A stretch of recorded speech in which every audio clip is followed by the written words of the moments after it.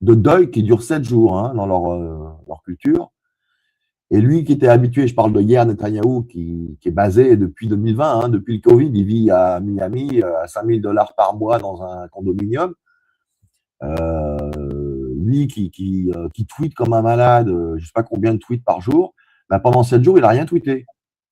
Et là, il y a 2 jours, on a vu en visio la femme de Netanyahou, Sarah, qui témoignait dans le cadre d'une procédure en cours, toujours, et elle avait l'air complètement éteinte, en fait. Elle avait l'air, c'est comme si elle s'était juste levée, elle s'était même pas peignée, et elle parlait avec un air, un regard complètement dans le vide. Il y avait une réunion sécuritaire aussi importante auquel normalement le Premier ministre participe. Netanyahou n'était pas là. Et là, on a vu circuler aussi au sein d'un groupe qui est censé être proche du cabinet du Premier ministre, où c'est très bizarre, ils ont publié cette espèce de petite vidéo où on voit Bibi durant les années 90, comme si c'était un peu un mémorial ou un tribut. Hein. Bon, ça sent quand même mauvais, quoi, on va dire. Hein. Alors, je dis ça, j'essaye d'apparaître prudent. Pourquoi? Parce qu'on nous avait dit que Ben Gvir était mort lui aussi. Puis Ben Gvir, là, il semble être vivant et bien vivant puisqu'il continue à faire des siennes. On sait que le fils de Benzalel Smotrich, le ministre des Finances, qui était impliqué dans les opérations au Sud-Liban, apparemment en est revenu grièvement blessé à telle enseigne qu'il a. Alors c'est intéressant à deux titres. Le premier, c'est que on dirait qu'il est comme un légume hein, maintenant hein, pour le reste de sa vie. Hein. Mais l'aspect le plus intéressant, je dirais, c'est que sa vie a été sauvée par un médecin arabe. Or, Smotrich avait toujours dit que jamais il confierait, qu'il vivrait à moins de 5 mètres, lui et sa famille d'Arabes, quoi. Monsieur Develay. Enfin, voilà. Donc, oui. on en est maintenant. Alors, on a un ultimatum, un énième ultimatum de Trump de 48 heures. On va voir ce qui va se passer. Mais on sait qu'il a besoin de temps pour acheminer ses Marines. Alors, il a l'intention de quémander 200 milliards de dollars auprès du Congrès pour financer le conflit. Il y a déjà beaucoup de gens qui disent il est hors de question que je donne mon aval. Donc ça, c'est même pas garanti. Hein. On peut dire qu'il a d'ores et déjà détruit sa présidence. Hein. C'est fini là. Alors qu'est-ce qui va se passer? Alors, le moment où en fait les Marines débarquent, là, je pense que ça va être un massacre personnellement, et ça risque de précipiter une procédure de destitution accélérée. Enfin, je veux dire, politiquement, le Parti républicain déjà. On peut s'étonner qu'ils aient laissé le président faire ce qu'il fait. Mais si jamais on commence à assister, et là, on ne peut plus le cacher, à une déroute dans leur débarquement, je pense que là, ça va être une destitution assez rapide et il y aura du soutien des deux côtés, des deux côtés de la Chambre des représentants. On peut assister à l'activation du 25e amendement et l'intronisation je crois que pour le Parti républicain, la seule manière pour eux de sauver les meubles, entre guillemets par le haut, mais aussi pour l'establishment, hein, c'est-à-dire que la résignation de Joe Kent, il y a 3-4 jours de ça, s'inscrit dans ce qui, à mon avis, est en train d'être préparé, à savoir la résignation en disgrâce de Trump. Et là, je pense qu'il sera condamné. Et il peut éventuellement être poursuivi et emprisonné pour ce qu'il a fait. Hein. On verra. Bon, je ne pense pas que ça ira jusque-là parce que on arrive à un niveau où ces gens-là ne vont jamais en prison. Mais il sera destitué. S'il ne quitte pas la présidence de lui-même comme l'avait fait Nixon en août 72 et qui considère qu'il peut tenter le coup devant le Sénat pour un procès devant le Sénat, il va perdre. À mon avis, c'est clair qu'il va perdre. Il ne peut pas gagner.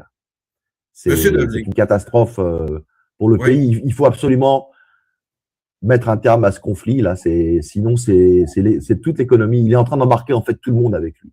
comme le disait Epstein d'ailleurs dans un des emails. Le type est sociopathique, il n'est jamais disposé à reconnaître ses torts. Et selon Epstein lui-même, lequel lui aurait confié, if I go down, j'emmène tout le monde avec moi. Ce qui s'est marqué dans un des emails. Et je pense qu'ils sont en train de réaliser que c'est ce qui va se passer. Donc, il faut qu'à un moment donné, l'establishment, ou ce qu'il en reste, prenne acte de cette situation et déclare une forme de défaite pour mieux regrouper et sauver ce qui peut être encore sauvé. Parce que si ça continue comme ça, on ne sait pas où ça peut aller. Ils peuvent éventuellement se racheter une conduite avec Vance.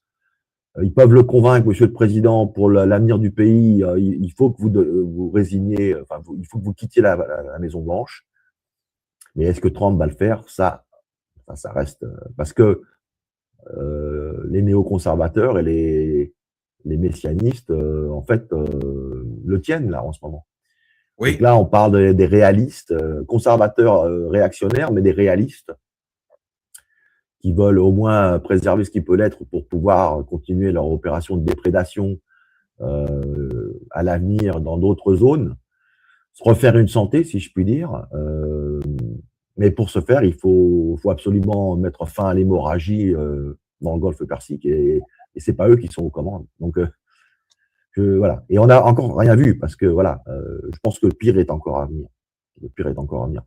Alors, il y a des gens qui véhiculent l'idée selon laquelle on pourrait voir le déploiement d'une arme nucléaire. Je ne sais pas ce qu'il en est. Je pense que ce serait vraiment catastrophique. Mais encore une fois, comme on est plus ou moins tous embarqués dans un train où la locomotive est tenue par des messianistes fanatiques, c'est pas forcément hors de propos. Hein. Sauf que là, c'est la boîte de Pandore, parce qu'ils peuvent rendre toute la région inhabitable pendant 5000 ans. Quoi. Alors, ah oui, c'est clair. Et là, c'est en plus une région vitale en termes d'énergie. Voilà, les vents vont se répandre partout, ça va répandre la radiation partout, ce serait catastrophique. Mais là, on est vraiment, c'est une situation qui a échappé à tout contrôle. Et encore une fois, je pense que ça a à voir beaucoup avec la séquence de 2003, où c'est facile d'envahir un pays qui est assujetti à des sanctions depuis 15 ans et de déclarer victoire après quoi, ça a duré 3 semaines. Donc ça les a convaincus en fait qu'ils étaient invincibles. Voilà. Et c'est ça. Je crois qu'en cela, la guerre d'Irak de 2003, ça est en train de créer, c'est en train de créer cette situation là qui fait que ils ont pensé que l'Iran était un pays facilement matable, et ils sont en train de réaliser que c'est pas le cas du tout, quoi, en fait. Mais, Monsieur Devely, je veux vous entendre aussi sur, parce qu'on comprenait pas au début de cette intervention-là pourquoi l'Iran attaquait les pétromonarchies. Et là, on commence à le comprendre.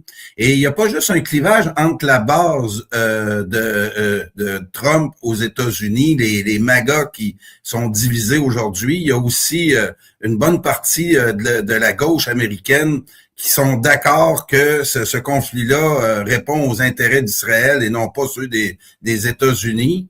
Vous en avez parlé il y a quelques instants, mais moi, j'aimerais vous entendre sur les relations entre les pétromonarchies et Israël. On a vu apparaître cette semaine un clivage entre Netanyahou, mort ou vivant, et Donald Trump. Donald Trump a reproché à Israël d'avoir attaqué les infrastructures pétrolières iraniennes, ce qui où on comprend maintenant qu'il y a eu une réponse immédiate de l'Iran sur les infrastructures énergétiques des pétromonarchies. Et là, on commence, Trump a reproché à Israël d'avoir touché l'Iran à ce niveau-là. Et ceux qui en paient le prix, c'est les pétromonarchies. Et là, on commence à comprendre aussi toute la fragilité de ces monarchies-là dans le golfe Persique et ça risque de transformer la région et l'influence américaine qui semble disparaître très rapidement, plus rapidement en tout cas qu'on le pensait. Pouvez-vous nous éclairer là-dessus des relations entre ces pays-là du Golfe et Israël et l'influence américaine qui semble fondre comme neige au soleil? Oui, alors, la relation entre les pays, les monarchies golfiennes et l'entité sioniste sont claires. C'est qu'en fait, ce sont des larbins, ce sont des faire-valoir.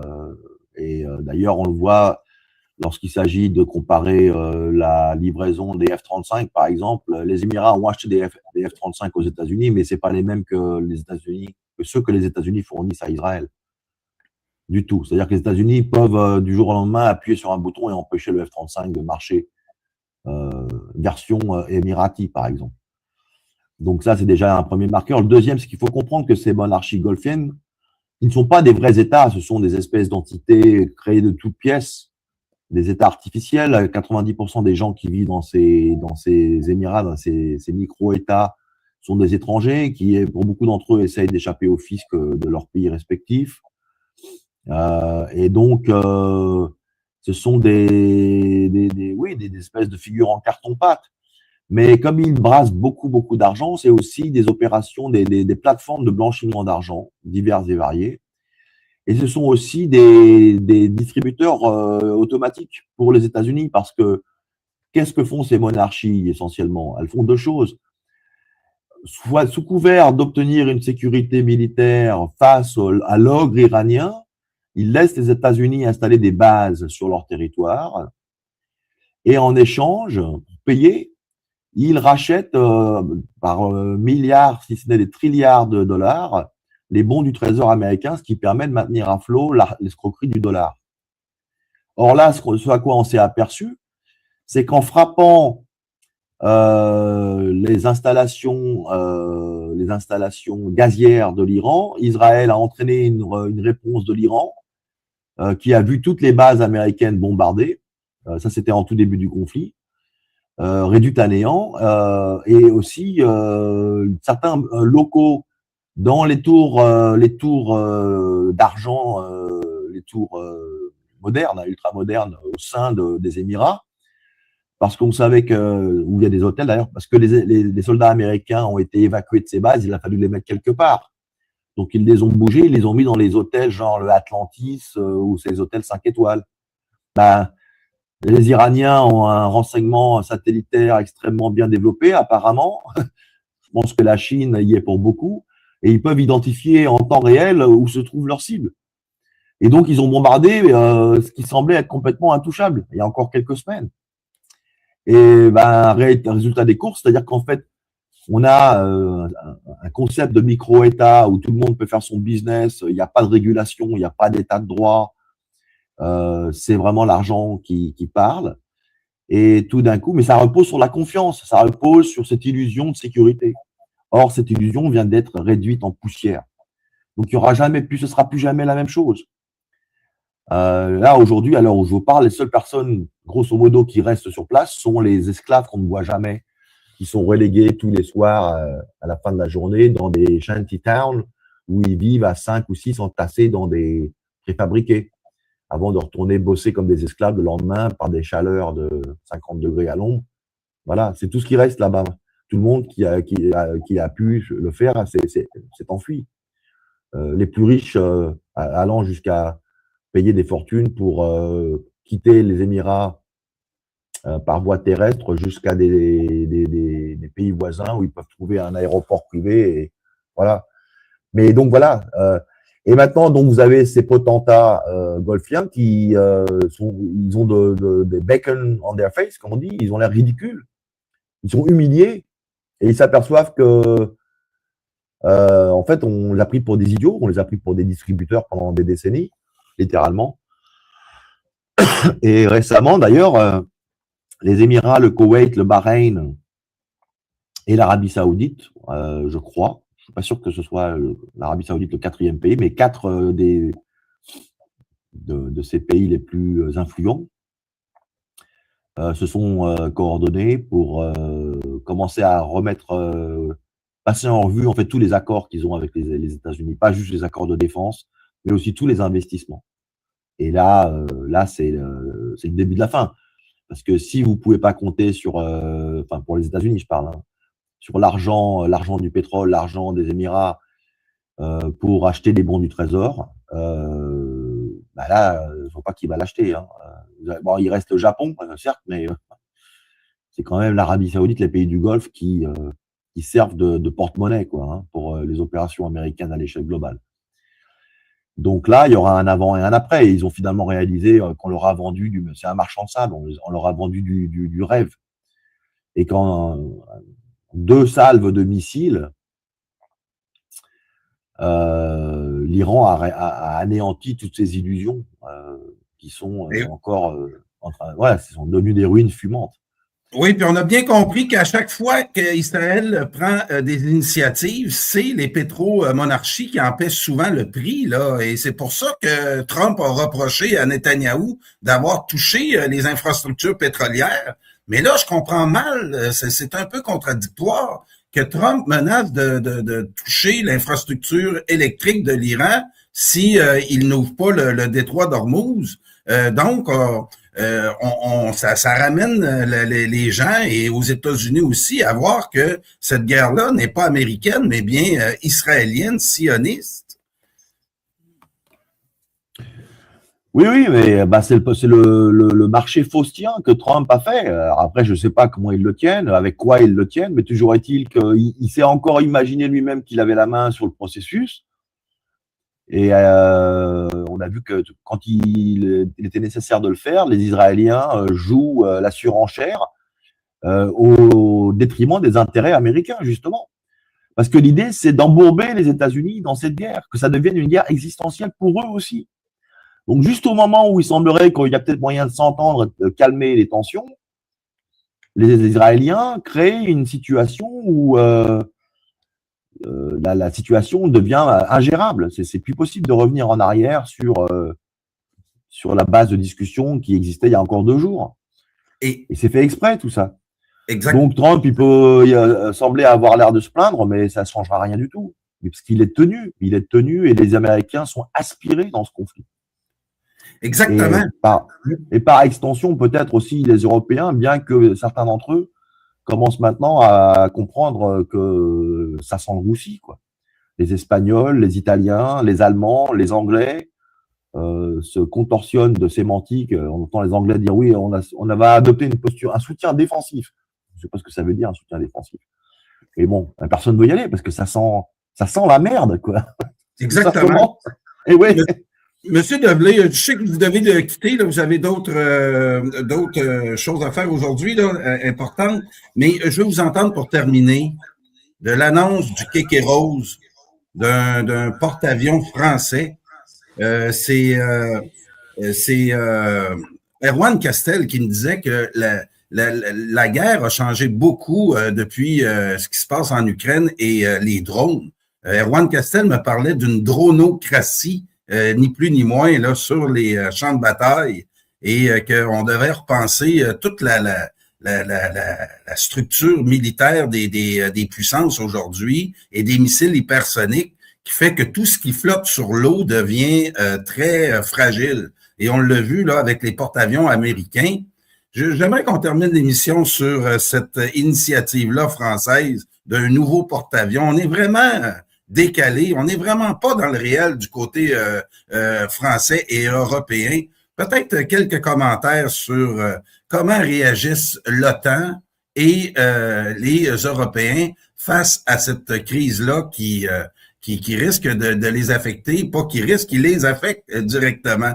Pouvez-vous juste commenter cette nouvelle-là, cette semaine qui est tombée, que je considère complètement, qui sort complètement de l'imaginaire? Comment penser à la construction d'un porte-avions quand l'État est en train de faillir, pendant que l'Europe est en train d'être mis complètement hors jeu dans tout ce qui peut se passer dans le monde? On voit cette perte d'influence des Européens. On va terminer l'émission là-dessus. Pouvez-vous commenter cette situation-là?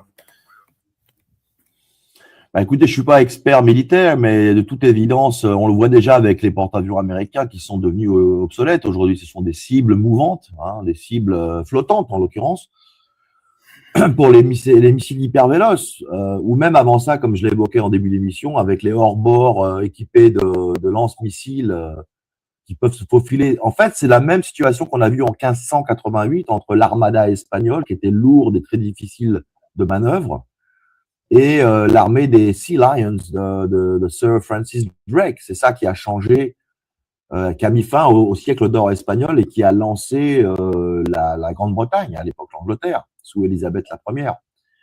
Ça a été cette bataille navale. Et donc là, quelque part, c'est un peu une version 2.0 de ce qui s'est passé en 1588. Alors, les Américains, bon, c'est eux qui ont plus ou moins inventé le porte-avions dès les années 40, mais ça leur permettait de projeter des forces armées à des milliers de kilomètres de leur base. Mais aujourd'hui, on s'aperçoit qu'avec les missiles hypervéloces, là, c'est carrément acté que c'est à guerre d'hier, ça. Et là, on peut se lamenter, c'est que les Français, alors même qu'ils ont tous les éléments en main, ben non, qu'est-ce qu'ils font? Ils jouent la surenchère dans la bêtise, en commandant, en faisant la commande d'un porte-avions, un deuxième porte-avions, sachant que le premier est toujours plus ou moins en rade. Alors je sais pas à quoi ça rime. Est-ce que c'est une question de prestige? Mais enfin, prestige, pourquoi? Il ferait mieux de développer, de se mettre au goût du jour.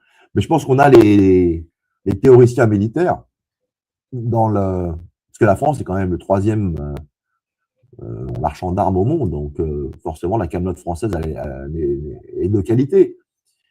Mais je pense que ça doit être une question de pot de vin, à mon avis, de délit d'initié, où il y a des secteurs, des clans proches du pouvoir qui bénéficient d'avoir un porte-avions construit alors que ça sert à rien aujourd'hui.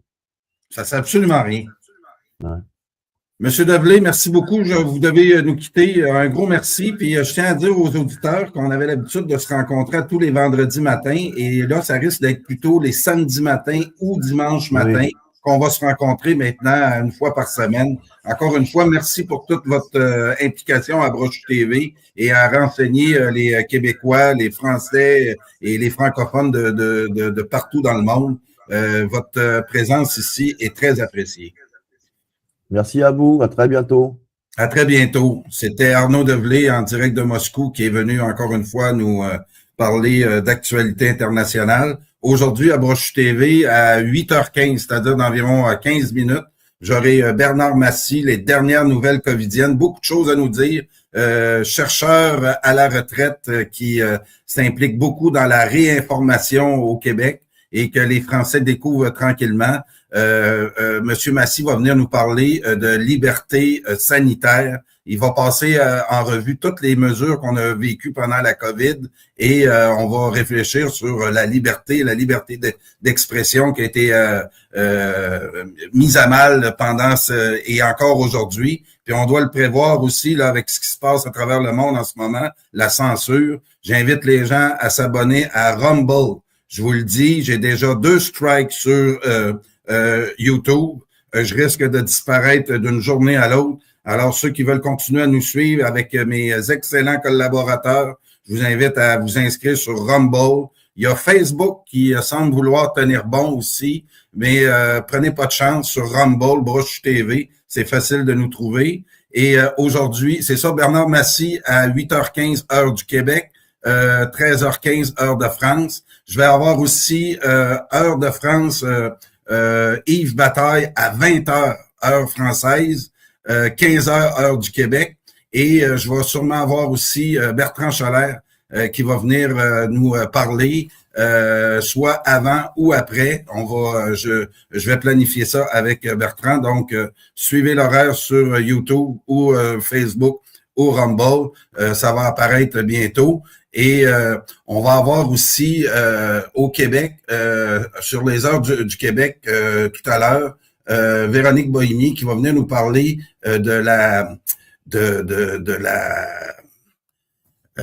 tout ce qui concerne la question de l'immigration de masse qui au Québec, on vit très dur. Il y a eu toutes sortes d'événements au Québec qui ont façonné l'opinion publique en ce moment vis-à-vis l'immigration de masse. Et on a un député, un ministre au Québec qui a, en fin de la semaine, a sorti une phrase très importante. Elle a été citée partout au Canada anglais, aux États-Unis. Je vous mets ça à l'écran. On va en parler tout à l'heure. C'est aux alentours de 20 heures du Québec. Gardez ça, chers amis. Je pense que ça va intéresser aussi les Français et les francophones dans le monde. Ce ministre Jean-François Roberge a affirmé, et ça, je dois vous dire là, que ça a frappé fort en ce moment, on ne vise pas à devenir l'Inde, on vise à devenir la Suisse.